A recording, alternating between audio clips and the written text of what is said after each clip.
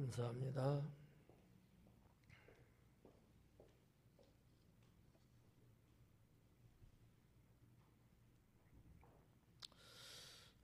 오늘부터는 8장을 강의하겠습니다. 하나님 믿는 사람들이 성경에 나와 있는 내용 중에서 정말 많이 알고 있는 그러한 내용이 오늘 읽은 본문이 아닐까 이렇게 생각되고요. 제목을 정죄하다라는 제목을 붙였습니다. 1절서부터 한번 볼게요. 예수님은 감난산으로 가시니라. 7장 마지막 53절에 보니까 다 각각 집으로 돌아갔다 이렇게 기록했죠. 그래서 서기관도 바리새인들도 니고데모의 어떤 반론적인 이야기를 들으면서 흩어질 수밖에 없었고, 또 모여있던 무리들, 백성들도 또 마을로 흩어져 갈 수밖에 없었고, 당연히 예수님도 발걸음을 감람산으로 옮기셨습니다. 이 감람산이라고 하는 것은 원래 히브리적으로도 올리브의 산이다 이렇게 돼 있거든요. 그래서 이제 감람은 이거는 뭐 한자적인 얘기고 영어로는 이제 올리브죠. 여러분이 너무나 잘 알고 있는 올리브 밭이 많이 있었던 것 같아요. 지금도 가면 많이는 아닌데 그래도 곳곳에 올리브 나무들이 있거든요. 단지 순례객들이 그런 데를 안 가요. 그냥 보여주는 곳만 가기 때문에 올리브 나무들을 많이 못 보죠. 근데 정말 그렇지 않고 그 감람산이라는 그 산에 일반적인 데를 가면은 올리브 나무들이 많이 있습니다.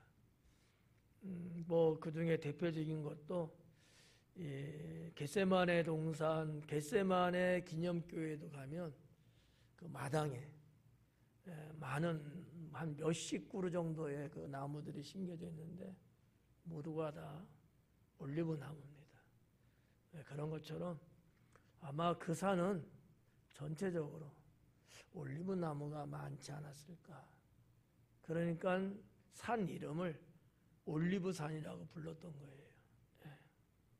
근데 예수님은 이 감람산을 아주 늘 즐겨 찾으셨던 것 같아요. 예루살렘에 오시면 언제나 이 산을 뭐 잘은 몰라도 하루에 한두 번 정도는 이 산에 가지 않았을까 이렇게 이제 여겨지고요. 무슨 이유 때문에 거기를 가셨을까? 크게 한 두 가지로 볼 수 있는데, 하나는 쉬시러 갈 때도 가셨고요. 또 하나는 기도하러 가실 때 가셨어요. 그러니까 쉬시러 가는 경우도 있고 기도하러 가시는 경우 있고. 근데 예수님께서 기도할 때는 보편적으로 낮에는 기도하는 모습이 없었어요. 사역을 하시고 밤에 해가 지면 저녁에 감람산에 들어가서 밤에 기도하시고 이제 그런 어떠한 예수님만의 어떤 루틴이 생활 습관이 있었던 거죠. 오늘 여기 이제 1절에도 이제 그렇게 기록된 거죠. 뭐 예수님이 그분이 하나님이시고 그분이 메시아고, 그래서 뭐 능력 면에서는 조금 더 부족함이 없지만 그럼에도 불구하고 예수님은 늘 기도에 힘썼다라고 하는 거죠. 왜 기도에 힘쓰셨을까? 사실 어떻게 보면 기도할 필요가 없어요. 그분이 하나님이신데 뭐. 그렇잖아요. 누구한테 기도를 하겠어요? 그분이 하나님이신데. 뭐가 부족해서? 그 이유도 없거든요. 그럼에도 불구하고 예수님은 늘 기도를 쉬지 않는 그런 모습을 가지셨는데, 우리가 그 이유 중에 하나가 천부 하나님, 천부 되신 하나님, 아버지라고 불려지는 그 하나님께 구하는, 또 대화하는 그런 측면에서 이제 기도를 하셨고, 또 하나는 아마 메시아로 이 땅에 왔는데 그 사역을 잘 감당하기 위해서, 그리고 이건 제 생각인데 아마 백성들을 향한 기도가 있지 않았겠는가. 성경에 기록된 바에 의하면 예수님은 눈물의 기도라고 하는 그 감람산의 서쪽 중턱 정도에 있는 거기에서 눈물을 흘리시면서 예루살렘을 위해서 기도하셨거든요. 그러니까 예수님의 기도가 천부 하나님, 성부 하나님을 향해서 한 기도인데, 사실 그 기도를 받을 대상들은 백성들이었고요. 그리고 무너져가는 예루살렘. 하나님을 경외하고 하나님이 함께하는 예루살렘이어야 되는데, 그러지 않고 점점 타락해가는 모습을 보면서 매우 슬퍼하셨고, 눈물을 흘리시면서 겟세마네 동산에서 기도하셨다, 이렇게 볼 수가 있겠습니다. 자, 1절은 이제 그렇게 우리가 이제 볼 수 있고요. 2절에 오니까 아침에 다시 성전으로 들어오시니 백성이 다 나온지라 그래요. 아침에 다시 성전으로 들어오신 거예요. 아마 지금도 걸어서 예루살렘 성전과 감람산하고 걸어서 아마 움직이면 적어도 한 30분? 한 3, 40분. 산 꼭대기까지 가신다면 한 1시간은 잡아야 될 것 같고, 대략적으로 한 30분에서 40분 정도 어른의 발걸음으로 그 정도는 걸려요. 왜냐하면 기드론 골짜기를 향해서 내려갔다가 골짜기에서 다시 올라가야 되거든요. 이런 이제 지형적인 문제 때문에 평지를 걷는 게 아니어서 시간이 조금 더 걸릴 수밖에 없죠. 그런데 예수님이 감람산을 갔다가 감람산 다시 내려오면서 예루살렘 성전으로 들어가신 거예요. 여기 보니까 언제 들어가셨냐면 아침에, 이렇게 기록을 했습니다. 이 아침이라고 하는 거 정확하게 몇 시냐 이렇게는 알 수 없지만, 원어의 단어를 분석해 보면 한 2가지 정도로 생각해 볼 수 있어요. 아침은 아침인데 이른 아침 또는 새벽. 근데 새벽은 아니었을 것 같아요. 왜냐하면 백성들도 성전에 나왔거든요. 그러면 이스라엘 사람들이 참 부지런합니다. 해가 뜨면 움직이기 시작하거든요. 대략적으로 한 오전 6시 정도 내외. 부지런하죠. 예수님도 늘 그러셨거든요. 그래서 제가 보건대 새벽은 아니고 이른 아침, 한 6시 어간 그 정도가 아닐까, 이렇게 볼 수 있습니다. 이런 거는 그냥 단어에 나와 있는 어떤 숫자적인 건 아닌데, 이스라엘 백성들의 생활 습관, 그들의 문화, 그리고 그 예루살렘이라고 하는 그 도시에 해가 뜨고 지는 시간대, 이런 여러 가지를 종합해서 봤을 때 아마 이른 아침, 새벽 한 6시에서 늦어도 7시 그 안짝, 그 정도가 아니었을까, 이렇게 생각해 볼 수 있고요. 이른 아침에 다시 성전으로 들어왔다라고 하는 것, 다시 성전, 다시라는 단어가 있잖아요. 그럼 무슨 얘기예요? 그 성전에 있었던 거죠. 전날에 있었으니까 다시 갔다. 그냥 우리가 이렇게 단순하게 참 이런 말씀 드려서 참 송구하긴 한데, 그냥 다시면 다시잖아요, 그냥. 전날에 거기 있었으니까 또 거기 가셨구나 이렇게 이제 볼 수 있거든요. 이제 성경을 연구하는 입장에서는 이 다시가 도대체 뭐를 의미하는 걸까? 예. 사도 요한은 왜 이러한 단어를 꼭 썼을까? 이런 부분들을 좀 연구를 하다 보면 뭔가 해결되지 않은 토론, 뭔가 해결되지 않은 예수님만의 복음 전파에 대한 부분, 이것이 남아 있었기 때문에 가지 않았겠는가. 그래서 이 다시는 어떠한 숫자적인 반복의 개념보다는 예수님께서 해야 될 일이 또 있었음을 암시하는 그런 단어로 쓰지 않았을까. 이렇게 보는데 제 생각이에요. 제가 볼 때는 그런 어떤 의미가 더 큰 단어가 아닐까 이렇게 보는 거죠. 그래서 성전에 들어오시니 백성이 다 나아오는지라 그래요. 이런 이제 표현도 상당히 재미있고 좀 표현력이 아주 치밀한 것 같다 이런 거죠.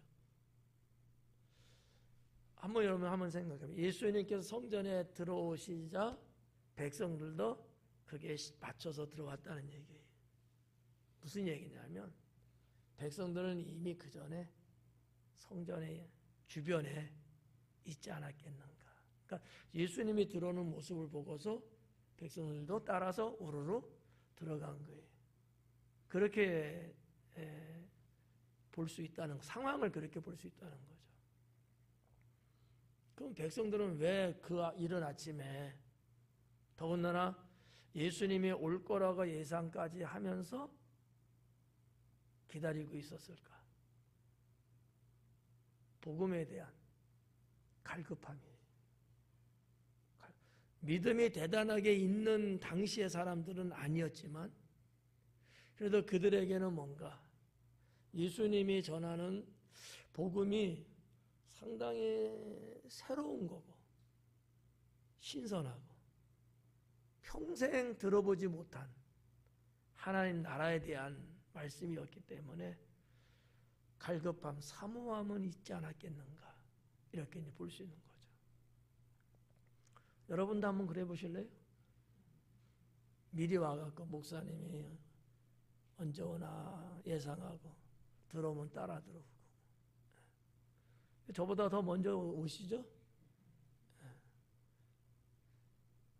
이런 부분 이게 성경에 문자적으로는 나타나 있지는 않지만 그런 어떠한 광경을 생각해 볼 수 있다는 거죠. 이런 것들은 당시 유대 사회, 유대 백성들의 어떤 생활 습관을 그 옛날 그 시대에 쓴 책에서 보면 어느 정도 크로즈업을 이렇게 비교해서 이렇게 느껴볼 수 있는 그런 내용들이거든요.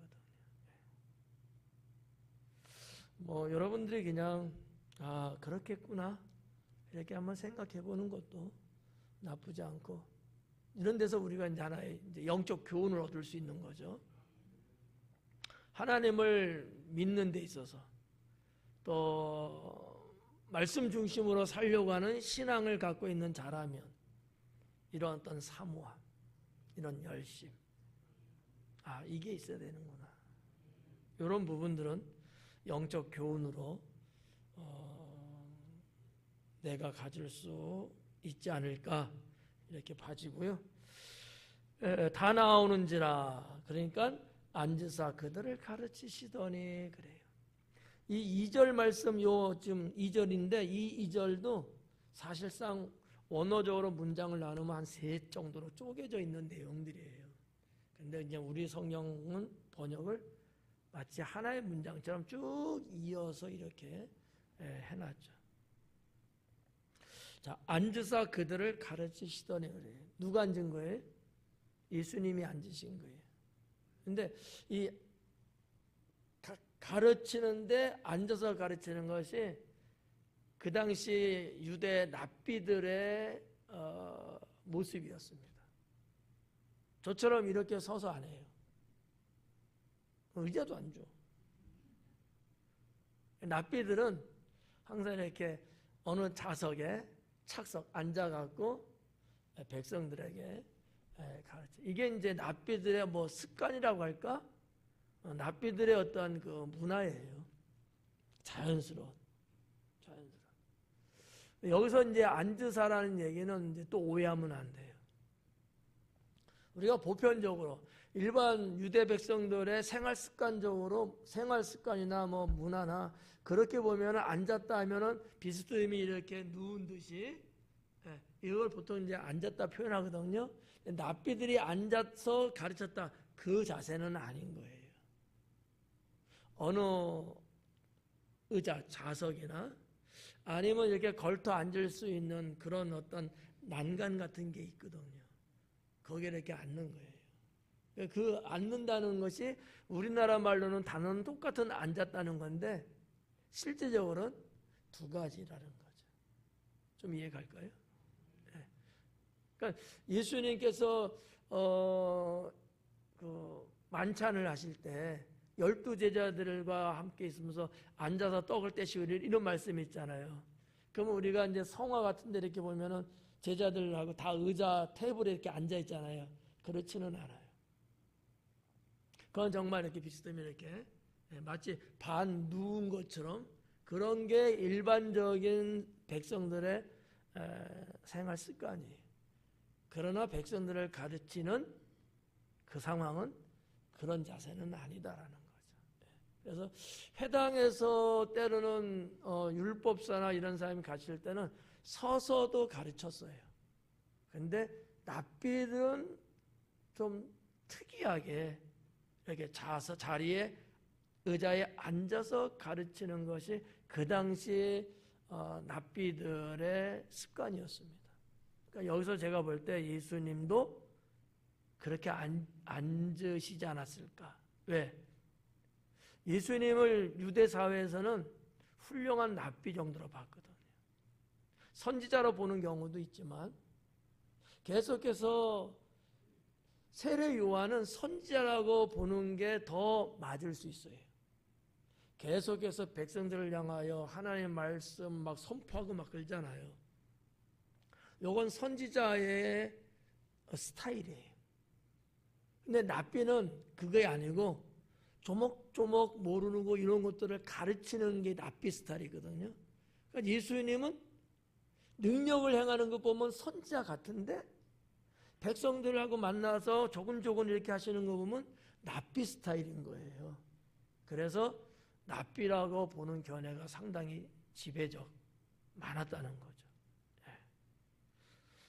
사도 요한도 그런 관점에서 요한복음을 쓰지 않았을까 이렇게 이제 봐지고요. 뭐 그런 내용들은 유대의 역사책 요세푸스가 썼다든지 그런 그 시대에 쓴 책들에 보면은 많이 나오는 건 아니지만 그래도 이렇게 듬성듬성 그런 어떤 것들이 기록이 되어 있습니다. 그래서 이제 앉아서 가르치는 것은 납비들의 습관, 그런 자세였고요. 또 여기 보니까 가르치시니 그래요, 그죠? 이게 예수님의 사역, 주된 사역이었다. 좀 전에도 말씀드렸지만 세례 요한은 가르치지는 않아요. 그냥 선포입니다. 캐리그막 그냥 선포하는 거예요. 캐립소. 예수님은 아니에요. 선포하시는 경우보다는 백성들하고 가까이 친근하게 알아야 될 것, 잘못된 것을 가르쳐주는 이런 스타일을 가지셨죠. 그래서 이 가르친다라는 이 디다케라는 단어로 되어 있거든요. 아니면 뭐 디다스코. 디다케라는 게 이제 가르치다라는 뜻인데 이게 주된 사역이었다 이런 거죠. 그래서 하나님 나라를 말씀할 때도 선포를 처음엔 했어요. 천국이 가까웠나니라. 하지만 그 천국이 뭐냐? 이거는 계속 가르치셨습니다. 이런 이제 모습을 볼 때 예수님이 또다시 성전에 들어가서 백성들에게 가르쳤다. 상당히 자신의 해야 될 일, 해야 될 사명, 그런 어떤 의무와 책임에 대해서 예수님은 상당히 성실하셨구나. 이런 것을 좀 엿볼 수 있는 것 같습니다. 그게 이제 3절에 보니까 2절에 뭐 이거는 그냥 이게 흘려 들으세요. 예수님이 이렇게 아침에 일찍이 성전으로 가시잖아요. 이게 우리 예수님의 생활 패턴, 루틴이에요. 제가 이제 권하고 싶은 것은 또 이 말하면 여러분 부담될 수는 있는데 우리들의 하루의 일과의 시작도 성전에서 하는 게 참 좋습니다. 근데 너무 어울리지 않잖아요, 그죠? 바쁘고 아침에 교회까지 또 와갖고 또 다시 가야 되고 상당히 어려운 얘기예요.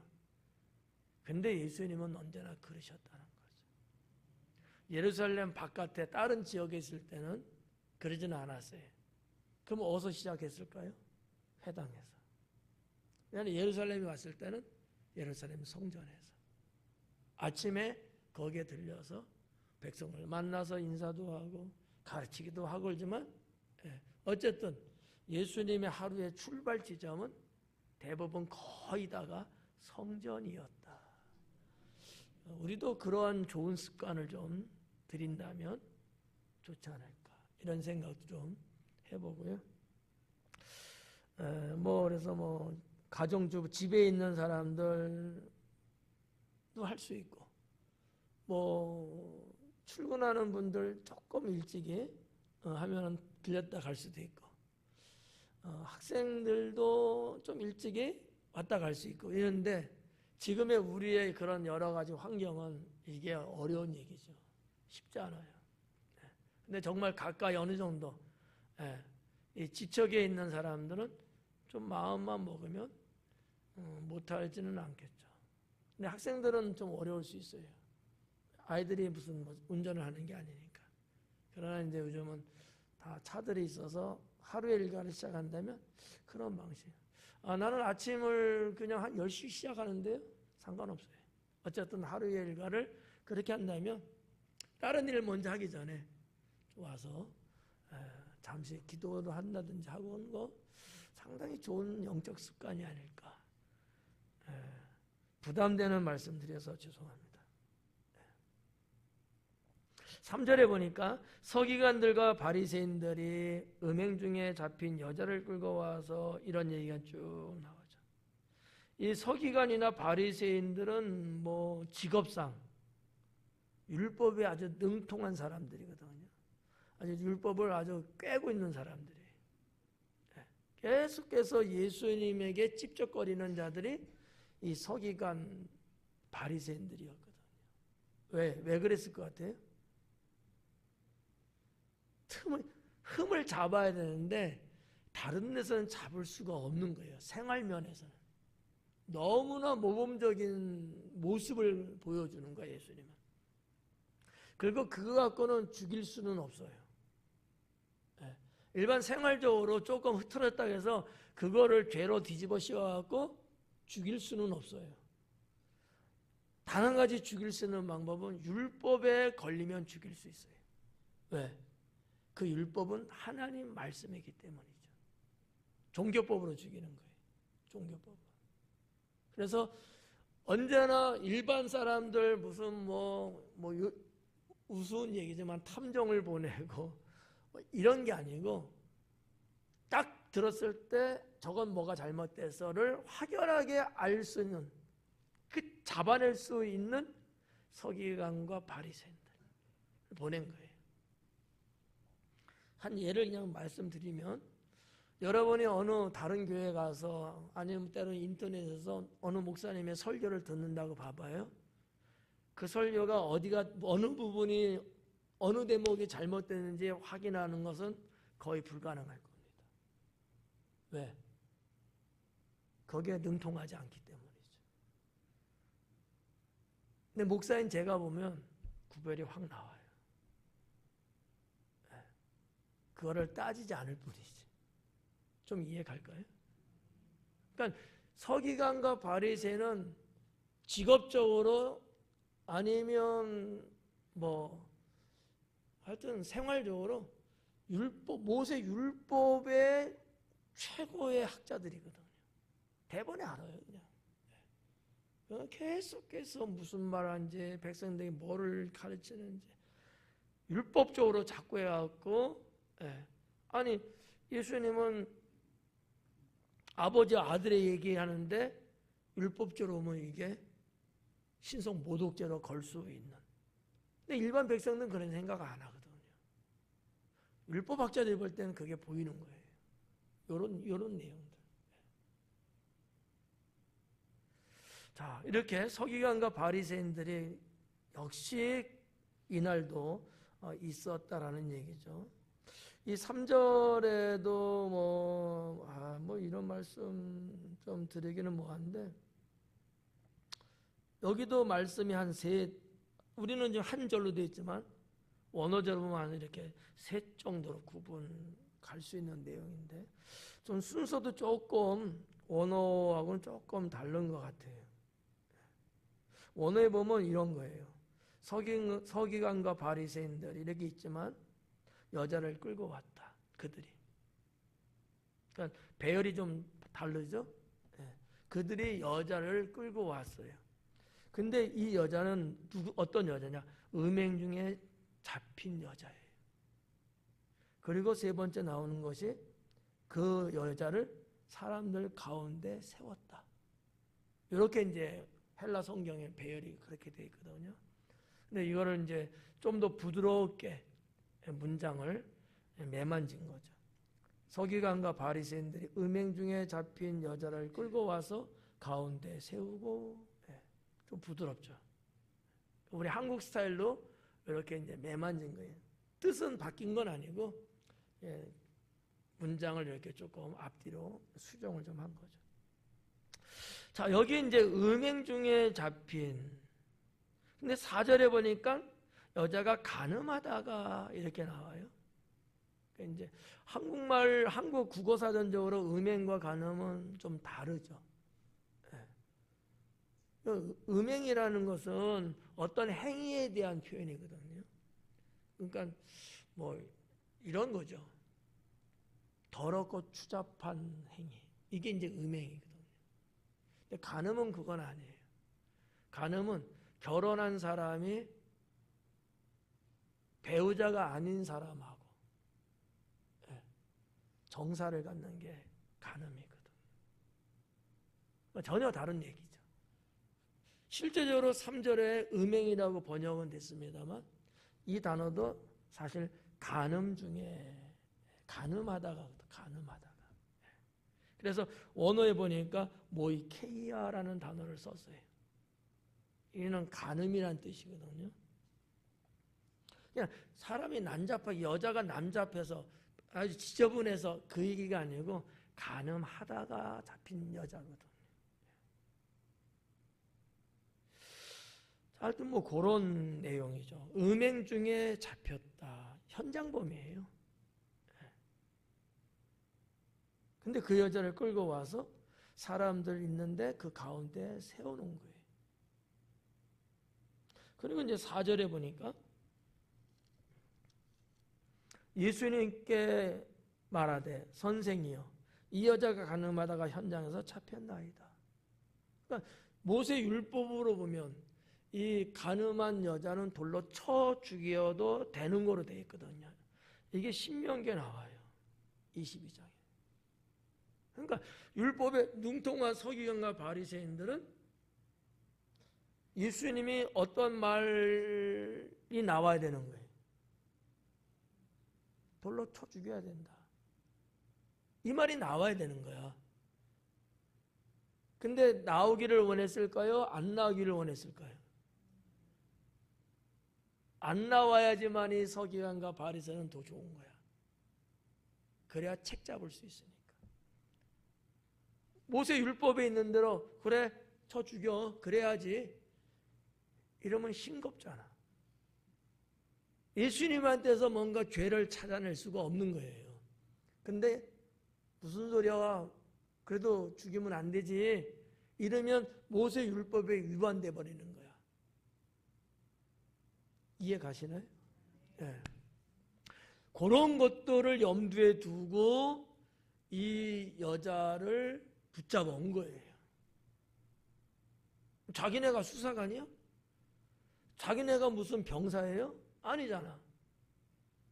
그래서 이 요한도 기록하기를 책 잡으려고, 꼬투리 잡으려고 그들은 이 행위를 지금 하고 있다는 얘기죠. 자, 근데 우리가 한번 이 간음에 대한 얘기입니다만은 모세 율법은 이렇게 실제적으로 그랬을 때 죄를 묻고 죄인이라고 그러잖아요. 근데 예수님 생각은 더 보수적이에요. 정말로 그런 어떤 정사가 있을 때 간음이 아니라 음욕을 품는 것, 생각만 하는 것도 간음이다. 이렇게 말씀했거든요. 어떤 게 더 세요? 모세율법이 세요? 예수님 말씀이 세요? 예수님 말씀이 더 강한 거야.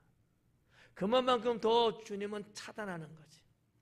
이거는 하나님의 창조를 파괴하는 행위라고 보는 거예요. 네. 이해가시죠? 네. 오늘날 우리들이 사는 이 세상은 어마어마하게 이런 일들이 많이 일어나고 있어요. 그래서 나도 알아야 되지만 내 자녀들 세대, 내 손주들 세대에도 하나님 말씀에 이렇게 기록된 것들을 통해서 아이들의 삶을 더 거룩하고 정결하게, 괜찮아, 요즘 세상 다 괜찮아 이러면 안 되죠. 그죠? 근데 요즘 시대가 그렇게 자꾸 가요. 요즘 다 세상 그런데 하고 자꾸 덮어주려고 하고 자꾸 유야무야로 가려고 하는 게 많거든. 그러니까 우리가 하나님 말씀, 하나님의 자녀로서 지킬 선은 어느 정도 지켜가면서 가야 되고, 특히 남녀, 젊은 청년들 이런 어떠한 연인 관계, 연애 시절 정절을 지킨다든지 뭔가 선은 지킨다든지 뭔가 이런 어떤 개념적인 거는 부모들이 알아야 되고 그걸 또 가르치고 또 그렇게 살아갈 수 있도록 해줘야 되고 상당히 중요한 내용들이죠. 자, 아무튼 모세의 율법보다 이런 부분에 있어서는 더 예수님이 더 강하게 말씀하고 있다라는 거. 성경에 있는 내용이니까 또 이렇게 또 말씀하지. 아무 내용도 없는데 제가 생뚱맞게 또 말하기는 또 그렇잖아요. 자, 4절에 다시 한번 예수님께 말하되 선생이여 이 여자가 간음하다가 현장에서 잡혔나이다. 우리가 이제 구약도 그렇고 신약도 그렇고 이 간음에 대한 얘기가 종종 나와요. 근데 뭐라고까지 신약 성경에 기록된 바에 의하면 뭐까지 말했냐면 간음은 곧 우상 숭배니라. 이것이 이스라엘 백성들 구약 시대 때 이스라엘 백성들에도 그대로 적용됐던 내용들이거든요. 영적 간음, 우상 숭배거든요. 하나님 외에 다른 신을 섬기는 우상 숭배잖아요. 그거를 하나님은 간음이라고 본 거예요. 여기에 대해서 리얼하게 기록된 성경이 호세아서고요. 그러니까 하나님은 그의 백성들하고의 어떤 관계를 마치 혼인한 사이의 관계처럼 늘 말씀을 해요. 근데 하나님 말고도 사랑하는 게 또 있는 거야. 이걸 간음이라고 본 거예요. 하나님만 믿고 섬기는 게 원하는데, 어떻게 좀 무슨 말인지 좀 이해 가요? 죄송해요. 무겁네.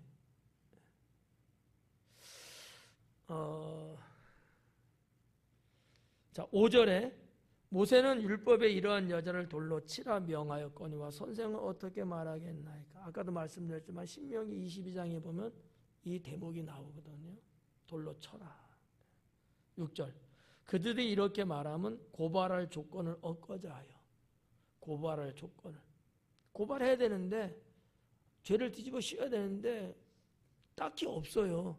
요거 일부러 만든 거예요. 이런 거를. 덫에 걸리게끔. 그 얘기를 좀 쓴 거죠. 예수를 시험함이로라. 예수님을 시험하고 있다. 좀 좋은 편으로 보면 테스트하고 있다. 나쁜 말로 말하면 유혹하고 있다. 이런 건데, 원어에 보니까 페이라조라고 이렇게 돼 있는 거 보면은 시험하다. 걸려 넘어지게끔 함정을 파고 있는 거예요. 자, 이랬을 때 예수님이 6절이에요. 예수님께서 몸을 굽히사 손가락으로 땅에 쓰시니 그래요. 뭐라고 쓰셨대요?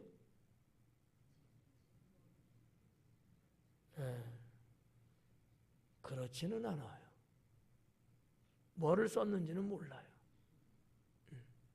원어에도 그 앞에 썼다 라는 뜻인데 이게 썼다라는 말만이 아니고 그리다라는 뜻도 돼요.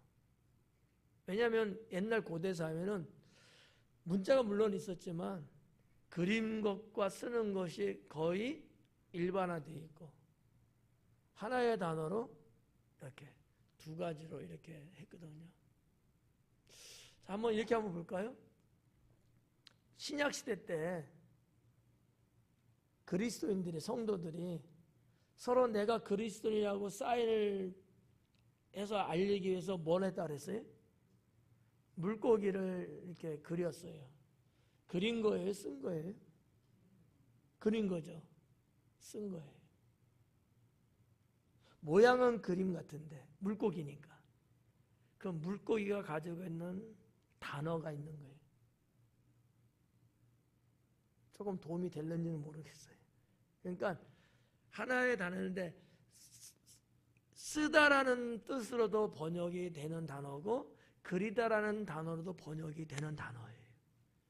근데 우리는 이제 보편적으로 예수님이 허리를 굽혀서 이렇게 땅에다 이렇게 썼다니까 여러분이 아시는 것처럼 누구든지 죄 없는 자는 돌로 쳐라 이렇게 이 말 썼다고 보잖아요. 그건 아니에요. 뭘 썼는지는 몰라요. 제가 짐작하건대 맞는지 안 맞는지는 몰라요. 여인을 돌로 쳐 죽이는 문제, 예수님을 시험하고 있는 이 문제에 대해서 예수님의 이 IQ가 무한대잖아.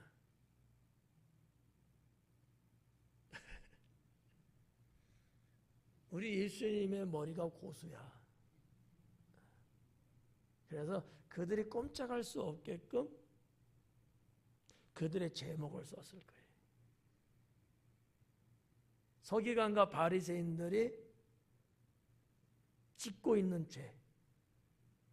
그래서 그걸 보면서 그들은 결국은 돌을 내려놓고 간 거거든요.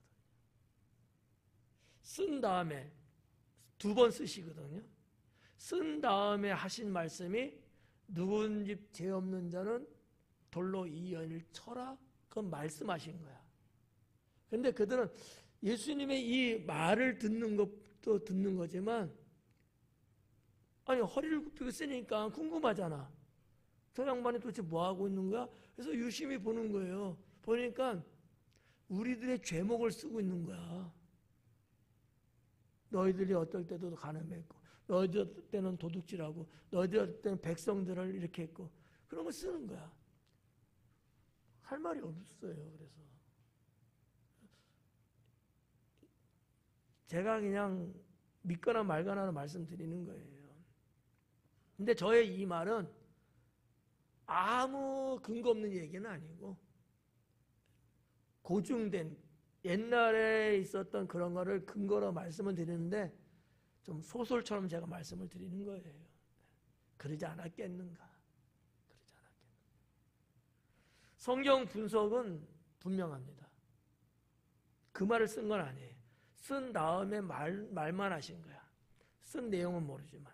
근데 아마도 그런 내용이 아니었어요. 뜨끔한 양심의 가책을 받을 만한 내가 지은 죄가 드러나잖아요. 그러니까 어떻게 할 수 없는 그 정도의 아마 죄명을 쓰지 않았을까.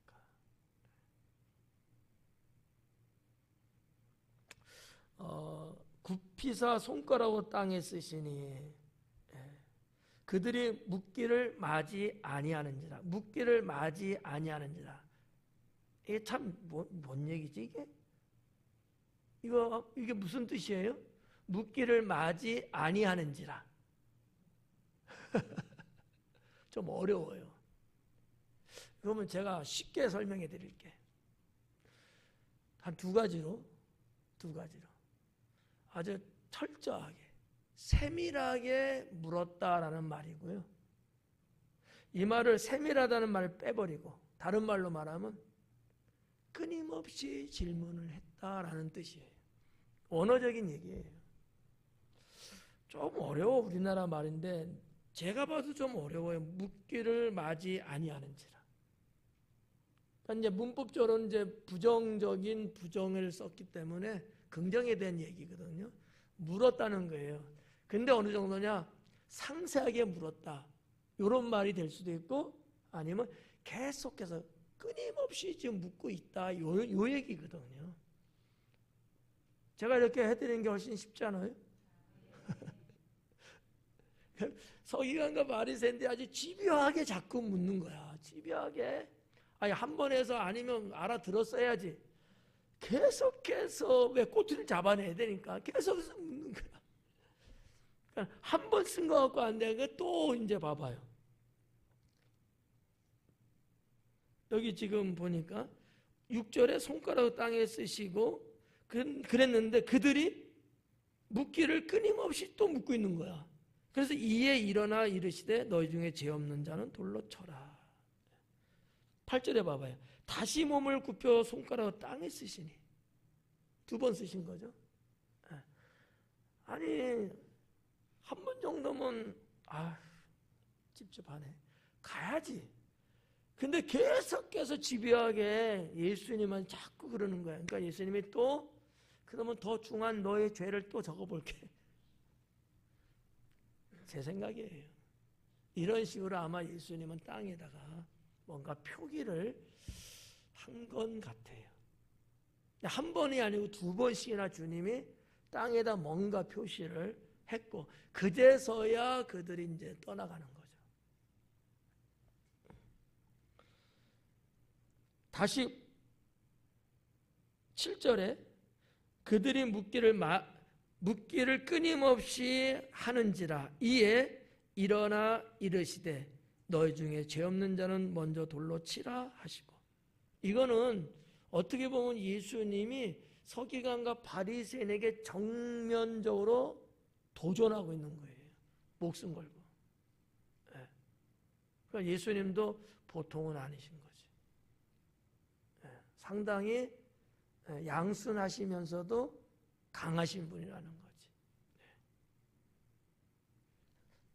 예수님이 정면적으로 도전을 하는 모습을 볼 수 있고요. 8절에 다시 몸을 굽혀 손가락으로 또 땅에 쓰시는 거죠.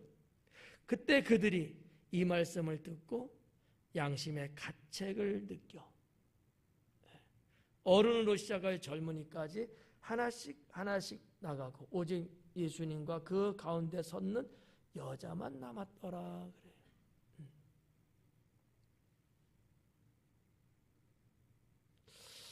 하여튼 성경 있는 어려운 내용은 아니니까 예수님의 그러한 그 말씀한 것도 있지만 누구든지 죄 없는 자는 돌로 쳐라 이 말 갖고 그들이 물러날 정도는 아니에요. 그렇지 않을까요? 뭔가 확실하고 뭔가 핵폭탄 같은 어떠한 거를 그들이 본 거예요. 예수님이 쓴 그걸. 그래서 결국 그들은 떠날 수밖에 없는, 그러지 않았을까. 야, 너희들 중에 뭐 아무 문제 없으나 이른다고 해서 작심한 사람들이 그냥 물러갈 리는 없단 말이지. 양심의 가책이라는 얘기는 뭔가 주님이 표기한 것을 보고서 도저히 할 수 없을 정도로. 근데 제가 볼 때는 양심의 가책은 아닐 것 같아요. 양심이 있는 사람들이 이렇게까지 못하지. 그렇잖아요? 이 말씀을 해야 되나 말아야 되나? 양심의 가책은 아니에요. 성경에 없어요. 이제도 한 세상이에요. 어떡하죠? 헬라 성경에 양심의 가책이라는 게 없어요. 그들이 양심의 가책받고 간 건 아니에요. 심리적으로 이렇게 본 거예요. 그냥 학자들은. 내 죄목이 저기 있는 걸 보니까 양심의 문제 아니고 자기네가 죄로 걸려 들어갈 것 같거든. 양심의 문제는 아니잖아요. 형사상의 문제야. 범죄의 문제거든. 제가 보는 관점이거든요. 그래서 헬라 성경을 계속해서 봤어요. 여러 가지를. 그게 아니고 이렇게 보면 돼요.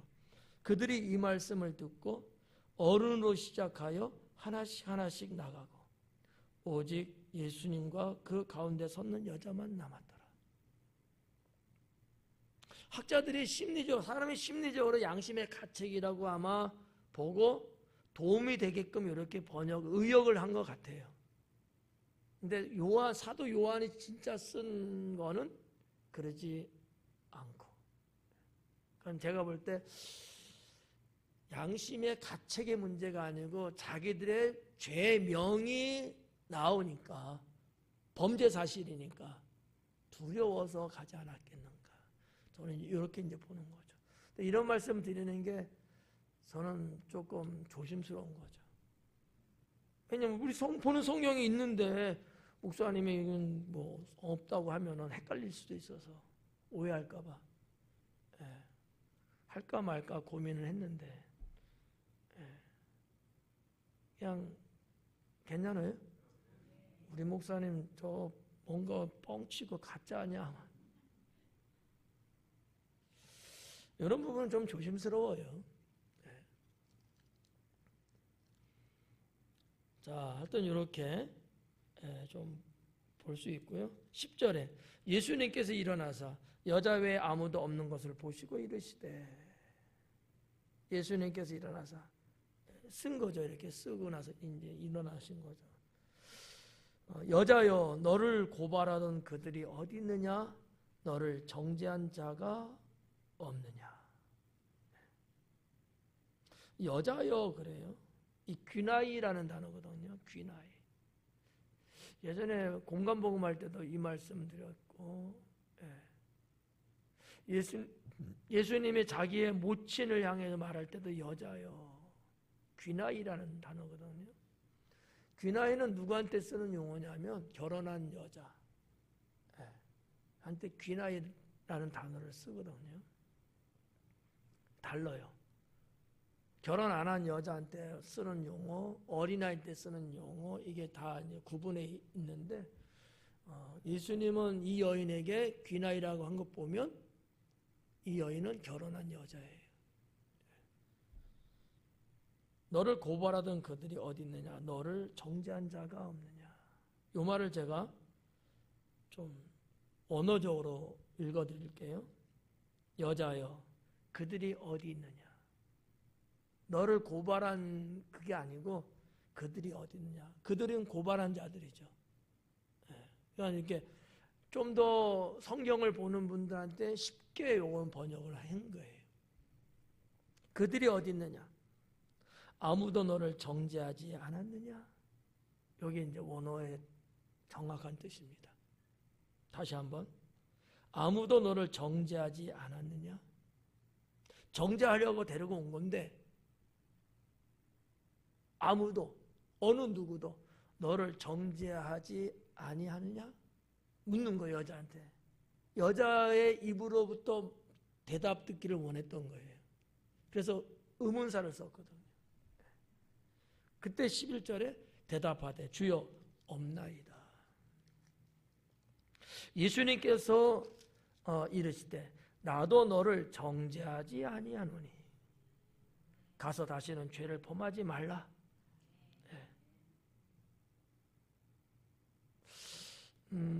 여기 보면 나도 너를 정죄하지 아니하노니 에포투닌 이제부터는 번역에 빠져 있어요. 이제부터는 시간의 문제죠. 시간을 딱 선을 딱 예수님이 정한 거예요. 지금 용서받는 요 시간 다음부터는 이해가요? 지금 예수님이 지금 나도 너를 정죄하지 않는다잖아요. 용서받는 거예요. 그 시간부터는 그게 이제부터는 그것이 아포투닌이라는 단어로 되어 있거든요. 그런 내용. 다시는 죄를 범하지 말라. 자, 여기에서 하나만 더 말씀드리면 용서라는 것은 죄와의 완전한 단절을 요구하고 있는 겁니다. 내가 누구를 용서했어요. 이 얘기는 한 행위를 그거 없앴다는 그 정도가 아니고 그거하고 이제 단절되게 살아라라는 것을 요구하는 거예요. 그게 조건부예요. 이해가요? 너 왜 그랬어? 남의 거 손대면 안 되잖아. 근데 용서했어요. 그러면 한 행위를 없어 지워준 거 이게 용서가 아니고 그와 같은 것을 다시 하지 않는 것을 전제하에 해주는 용서예요. 용서의 개념은 그런 거예요. 우리가 하나님 앞에 회개하고 용서 받잖아요. 그럼 하나님은 무슨 생각으로 용서했겠어요? 에? 다시는 내가 죄를 짓지 않는다는 것을 전제하에 용서해 주시는 거예요. 그래야 우리가 죄를 덜 짓고 살아요. 근데 이 생각을 안 하고 있으니까 또 뭐 회개하지 뭐. 이런 생각 갖는 거야. 하나님이 나를 용서할 때는 다시는 안 할게요. 애기들 그런 말 하잖아요. 야단치면 다시는 안 할게 엄마 뭐 이러잖아. 그게 맞는 거예요. 그것이 전제하에 용서가 되는 거야. 또 다시 할게요. 이러면 용서받을 자격이 없는 거거든. 이런 부분들을 우리가 좀 보면 좋겠다. 11절까지 했습니다. 기도하겠습니다.